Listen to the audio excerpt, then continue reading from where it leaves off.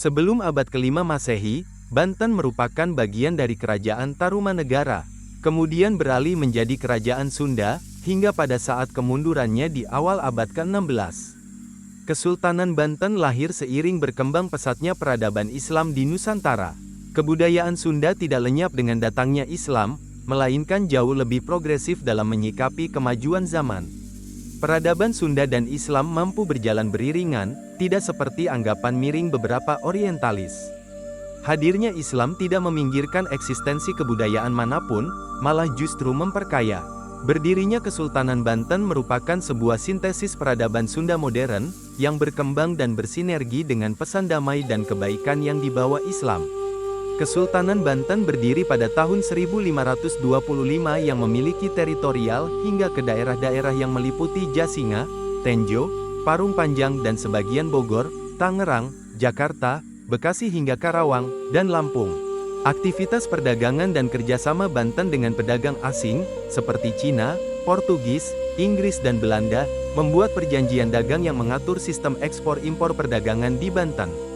Secara geografis Banten terletak di ujung Pulau Jawa antara Selat Sunda dengan Laut Jawa, daerah perbatasan Samudra Hindia dan Laut Cina Selatan. Oleh karena itu, Banten dianggap sebagai pelabuhan perdagangan terpenting antara negara-negara di Asia Selatan dan Cina, sebelum pedagang Eropa tiba di Banten. Selain sebagai tempat perdagangan ekspor-impor, pelabuhan pun digunakan sebagai tempat pertukaran informasi, baik kebudayaan maupun pengetahuan antara bangsa-bangsa Asia dan dunia. Banten merupakan ibu kota pemerintahan kerajaan Islam dan pusat perdagangan regional maupun internasional sekaligus juga sebagai kota produksi dan konsumsi, yaitu pusat ibadah, pusat administrasi dan perdagangan. Daerah ini sebelumnya berada di bawah pimpinan seorang adipati, yang ditempatkan di Bandar Banten. Dengan kotanya di tepi Sungai Cibanten, menjadikannya sebagai bandar kerajaan Sunda, di samping wilayah lainnya seperti Bandar Pontang, Cikande, Tanara, Sunda Kelapa dan Cimanuk, yang merupakan pelabuhan kekuasaan kerajaan Sunda sebelum Banten memisahkan diri dari kerajaan Sunda. Pusat kota Banten berperan sebagai wilayah ekonomi, terutama pelabuhan yang menjadi jalur ekspor dan impor. Kemajuan perdagangan di Banten ditunjang oleh beberapa hal diantaranya. Pertama, adanya hubungan antara pasar dunia dengan pasar domestik.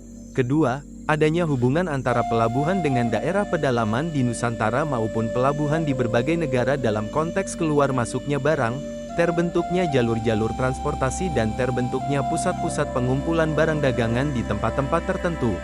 Ketiga, hubungan antara kegiatan perdagangan dengan pembentukan kota dagang itu sendiri membuat pertumbuhan Banten sangat berkembang di akhir abad ke-16 sampai abad ke-17.